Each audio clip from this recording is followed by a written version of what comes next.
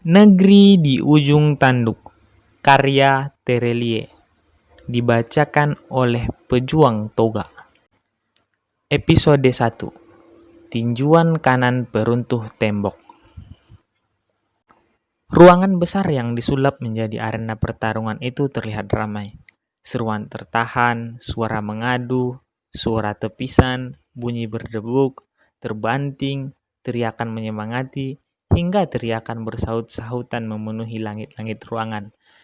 Satu dua berseru dalam bahasa yang tidak dipahami, bahkan oleh orang yang berdiri di sebelahnya. Wajah-wajah dan perawakan antarbangsa, wajah-wajah antusias bercampur tegang. Udara terasa pengap, meskipun pendingin ruangan bekerja maksimal. Dua petarung sedang jual beli pukulan di tengah ruangan bertinju. Arena pertandingan tanpa ring pemisah, apalagi kerangkeng tertutup. Hanya lingkaran merah di atas lantai, berdiameter 2 depa. Percik keringat petarung, dengus napas, suara pukulan menghantam badan, semuanya terdengar langsung tanpa jarak. Penonton berkerumun di sekitar lingkaran, berdesak-desakan, dan berdiri menonton. Tangan mereka terangkat menyemangati. Ini jenis pertarungan yang mengesankan. Satu tinju lagi menghantam cepat rahang salah seorang petarung, membuat penonton berseru tertahan. Sebagian besar berseru girang, "Yes!" Sebagian mengeluh, "Oh no!" Disusun tinju lainnya mengenai dagu. Kali ini lebih telak. Sepersekian detik berlalu, penantang yang beberapa menit lalu masih terlihat segar bugar, segera tumbang ke lantai. Knock out alias KO. Pengunjung serempak berteriak kegirangan, melontarkan kebisingan.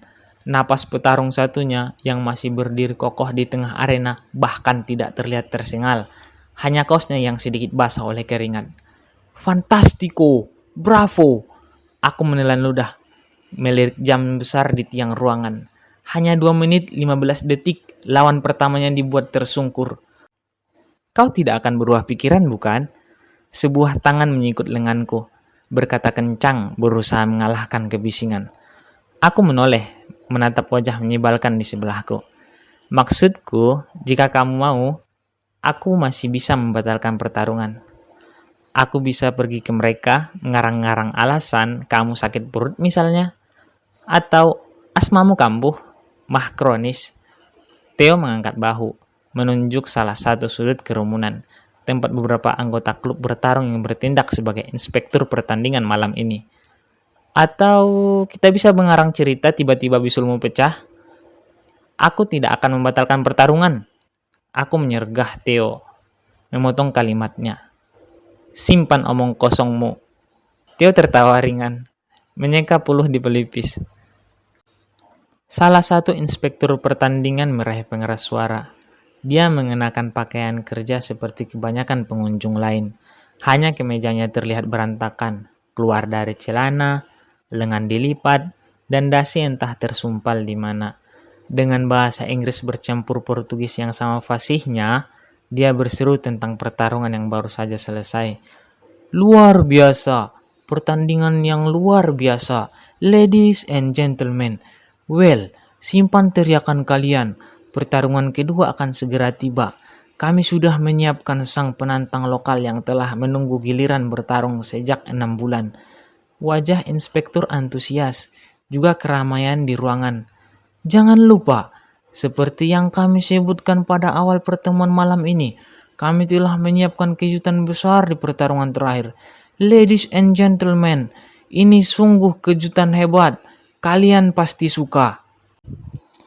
Petarung yang masih bertahan di tengah lingkaran merah menolak duduk di kursi yang disediakan. Dia memilih berdiri, melemaskan bahunya. Tatapan matanya tajam, gestur wajahnya tenang, sama sekali tidak terpengaruh situasi sekitar. Sementara penantang kedua bersiap di tepi lingkaran. Dia memasang sarung tinju tipis dan pelindung kepala. Beberapa orang berseru menyemangati, menepuk-nepuk bahu. Detik-detik pertarungan semakin dekat. Suasana semakin panas. "Lee! Lee!" Nama sang juara bertahan diteriakkan beramai-ramai. "Ladies and gentlemen, inilah pertarungan kedua malam ini. Sang juara bertahan, Lee si Monster, menghadapi penantang kedua, Chow." Aku menelan ludah. 6 tahun mengikuti klub petarung di Jakarta, belum pernah aku menyaksikan seorang petarung begitu terkendali di hadapanku. Bukan postur badannya yang gagah meyakinkan atau gerakan tangan dan kakinya yang gesit mematikan di pertarungan sebelumnya. Sikap dan kehormatanlah yang membedakan seorang petarung sejati dengan petarung lainnya. Aku tidak tahu seberapa terhormat juara bertahan yang berdiri gagah di dalam lingkaran merah tersebut. Aku baru mengenalnya malam ini. Namun, menilik gestur wajah dan tubuhnya, dia memiliki sikap yang menakjubkan. Lee! Lee! Monster! Monster! Monster! Nama sang juara bertahan semakin keras diteriakkan. Sang penantang sudah memasuki lingkaran merah. Kedua petarung saling menempelkan tinju. Inspektur pertandingan berseru singkat tentang peraturan. Mengangkat tangannya dan memberikan tanda. Saat dia mundur, pertarungan kedua malam ini telah dimulai. Sang penantang mengambil inisiatif menyerang terlebih dahulu. Berputar-putar di tepi lingkaran merah. Kakinya lincah, mulai mendekati sasaran, melepaskan pukulan. Gerakan tangannya cukup cepat. 2, 3, 4 pukulan terkirim. Sang juara bertahan menghindari 2 tinju sekaligus. Tenang menangkis 2 tinju lainnya. Lantas tanpa perlu mengambil kuda-kuda, dia bergerak maju, menyelinap di antara pukulan lawan, dan menghujamkan tinju kanan. Sepersekian detik, sebelum penantangnya menyadari betapa terbuka pertahanannya, tinju itu telah menghantam dagunya. Ruangan terdiam, penonton menahan napas. Sang penantang terduduk di lantai, kemudian tumbang mengadu kesakitan. Selesai sudah. KO. Yes! Bravo! Sensasional! Seruan penonton bergema di langit-langit ruangan. Aku mengusap rambut. Dia benar-benar monster. Theo untuk sekian kali menyikut lenganku. Kali ini suaranya terdengar cemas. Sepertinya tombol panik mulai aktif di kepalanya. Aku menggeleng. Dia petarung sejati. Monster tidak bertarung dengan ketenangan luar biasa dan kalkulasi matang seperti itu. Dia bahkan bisa melihat pukulan-pukulan lawannya datang. Lantas memilih pukulan balasan paling masuk akal untuk menganfas musuhnya dalam sebuah gerakan yang amat efisien. Tidak ada monster seperti itu, dan jelas sebutan monster tidak cocok dengan wajahnya yang bersih dan bersahabat. Dia lebih mirip bintang iklan terkemuka dibanding petarung dengan gelar monster. Sebutan itu hanya cocok dengan betapa dinginnya dia menghabisi lawan-lawannya. Astaga, hanya 30 detik. Itu rekor KO tercepat jangan-jangan. Theo menatap jeri ke dalam lingkaran merah, tempat sang penantang tergeletak beberapa detik. Sang juara bertahan berjongkok bersama inspektur pertandingan dan anggota klub petarung yang bertugas sebagai tim medis, membantu memeriksa apakah sang penantang baik-baik saja. Seruan-seruan semakin ramai di sekitar. Beberapa tertawa lebar karena menang bertaruh kedua kalinya malam ini. Kau harus berhati-hati, Tom. Theo memegang bahuku. Aku menoleh. Sejak kapan kau mencemaskanku? Well, maksudku, aku tidak mau repot membawamu ke rumah sakit malam-malam seperti ini di negeri orang. Jadi jangan sampai kau pingsan, patah tulang, dan sebagainya. Theo tertawa kecil. Aku melotot. Sejak kapan Theo terlihat khawatir? Bukankah sejak tadi sore sejak kami bertemu di salah satu restoran hotel berbintang di Makau, Theo terus-terusan tertawa riang dengan prospek pertandingan malam ini. Hei, bukankah sebenarnya sejak 3 minggu lalu saat dia menyatakan ide gila ini, Theo masih menganggap ini lelucon menarik? Kau pasti bosan dengan pertarungan itu saja di klub kita, Thomas. Kami bicara ringan menghabiskan waktu setelah jam kerja. Nah, aku punya ide hebat, kawan. Kau tidak akan mampu menolaknya. Maka meluncurlah rencana itu. Walaupun banyak yang tidak menyadarinya, hampir setiap kota besar dunia memiliki klub petarung. Termasuk kota judi terbesar di Asia, Makau. Anggota klub mereka ratusan orang, Thomas, datang dari seluruh dunia. Eksekutif muda yang membutuhkan hiburan berbeda. Kau ingin bertemu petarung dari Cina, Eropa, Afrika, bahkan Amerika. Mereka punya. Setiap bulan saat mereka mengadakan pertarungan besar, banyak anggota klub yang datang tidak hanya dari Makau, tapi juga dari Hong Kong, Shenzhen, Shanghai, Beijing, Tokyo, Seoul, bahkan kota-kota yang lebih jauh lagi. Theo menjelaskan dengan semangat, sepertinya dia telah mengerjakan tugas mencari tahu dengan baik. Apa kau bilang? Aku hanya dengar dari cerita orang-orang. Aku pernah 2 kali datang ke sana, Thomas. Tamu kehormatan. Theo tertawa, mengangkat bahu menyombong. Aku kenal dekat dengan pendiri klub tersebut. Mereka tidak berbeda jauh dengan klub petarung kita di Jakarta. Anak-anak muda mapan, pengusaha sukses, eksekutif papan atas perusahaan multinasional, anggota partai politik, pejabat senior pemerintah, polisi, bahkan artis tersohor. Kau tahu bintang film kungfu yang terkenal itu? Dia juga anggota klub. Meskipun ya ada perbedaan besar antara jago kungfu di film dan anggota klub petarung yang tidak pernah berani ikut bertarung. Takut wajahnya rusak dan jadwal syutingnya berantakan. Klub mereka memiliki anggota yang lebih beragam dan lebih luas, termasuk anggota wanita. Itu Macau, Thomas, tidak perlu kujelaskan.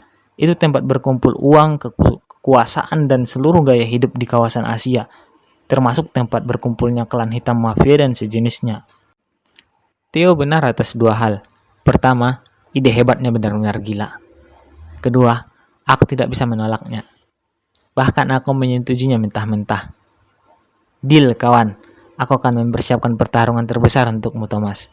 Relax, biar aku yang mengurus. Mereka pasti tertarik mendengar petarung tidak terkalahkan selama 2 tahun dari klub petarung Jakarta akan datang. Itu berita besar. Tinggal ku tambah-tambahkan bumbu. Seperti tinju kanan bisa merontakkan tembok dan sorot matamu bisa menghancurkan baja. Kita bahkan bisa menjual tiket pertunjukan. Theo tertawa atas gurauannya yang tidak lucu itu. Tentu saja tidak lucu. Bahkan di Jakarta, kami merahasiakan banyak hal. Tidak ada yang membicarakan klub saat bertemu di dunia pekerjaan. Tahu sama tahu, apapun yang terjadi di klub hanya berada di arena pertandingan.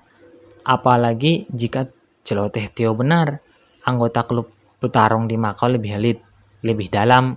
Mereka tentu lebih berhati-hati lagi menjaga privasi dan kerahasiaan. 3 minggu berlalu sejak pembicaraan itu. Aku berangkat sehari lebih cepat dibanding Theo. Kedatanganku sekaligus menghadiri konferensi internasional tentang komunikasi politik di Hong Kong. Kemudian menyeberang menuju Macau. Theo menyusul tadi siang langsung dari Jakarta. Kami berjanji bertemu di salah satu restoran hotel berbintang pada pukul 6 sore. Lalu bersama-sama menuju lokasi klub petarung. Meski tidak punya ide sama sekali tentang siapa yang akan kuhadapi, aku menyambut pertarungan ini dengan baik. Melakukan persiapan berlatih lebih rutin dan disiplin selama 3 minggu terakhir. Theo tidak menjelaskan banyak. Dalam 5 hal, 4 diantaranya dia memiliki kesamaan denganmu, Thomas. Namanya Lee. Aku tidak tahu nama lengkapnya. Dia juga tidak terkalahkan. Penerus salah satu konglomerasi terbesar di Hong Kong. Pemilik banyak gedung dan bisnis properti di kawasan Asia Pasifik, terutama Hong Kong dan Macau. Pintar, jago berkelahi, terampil mengendarai banyak kendaraan, suka mengebut, dan pernah aktif di pasukan khusus militer Cina selama 18 bulan. Apapun yang ada di resumemu, dia juga memilikinya sama. Mungkin termasuk perangai keras kepala, susah diatur. Theo tertawa, aku tidak. Nah, salah satu hal yang mungkin membedakan kalian, dia sudah menikah dan bahagia dengan 2 putri kembarnya yang berusia 5 tahun. Kau rasa-rasanya bahkan tidak punya prospek akan menikah 5 tahun ke depan, bukan? Itu briefing Theo saat kami numpang taksi limusin menuju gedung klub petarung. Untuk keperluan bisnis atau personal, aku sering mengunjungi Hong Kong.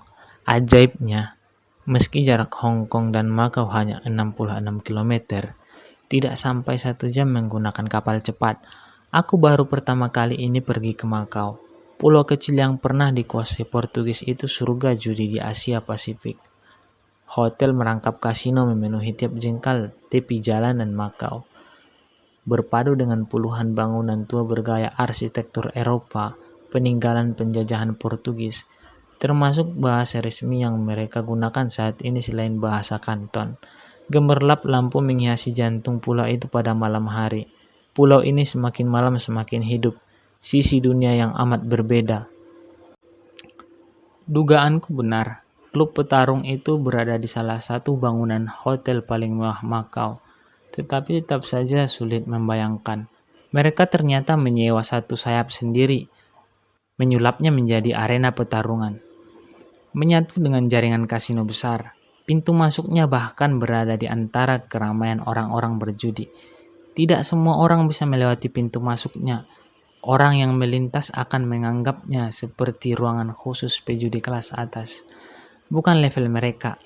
Theo melintasi 2 penjaga berbadan kekar di pintu masuk dengan mudah, tanpa perlu memperkenalkan diri apalagi menunjukkan kartu identitas. Sepertinya dia memang pernah ke sini. Theo berjalan di depan, melintasi ruangan yang telah dipenuhi anggota klub, mengajakku berkenalan dengan inspektur pertandingan dan petinggi klub lainnya. Setelah basa-basi perkenalan, menikmati welcome drink yang diantarkan pelayan klub, salah satu petinggi klub Makau bertanya dengan intonasi serius. Sedikit kagum menatapku. Senang akhirnya kau datang kemari, Thomas. Bersedia melakukan pertarungan melawan petarung terbaik di klub kami. Anyway, bolehkah saya bertanya sesuatu yang 3 minggu terakhir selalu muncul di kepala? Aku mengangguk. Silahkan, tidak masalah. Apa benar kamu bisa meruntuhkan tembok hanya dengan tinju kananmu, Thomas? Aku hampir tersedak, kehabisan kata. Theo yang berdiri di sebelahku hanya tertawa lebar dengan wajah tak berdosa.